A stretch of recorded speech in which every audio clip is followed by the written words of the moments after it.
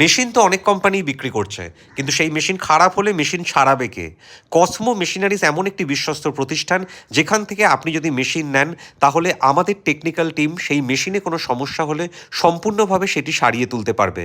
আপনারা ভিডিওতে দেখতে পাচ্ছেন আখের রসের একটি ব্যাটারি প্লাস ইলেকট্রিক মেশিন আমাদের টেকনিশিয়ানরা আমাদেরই কারখানায় কিভাবে সারাচ্ছেন।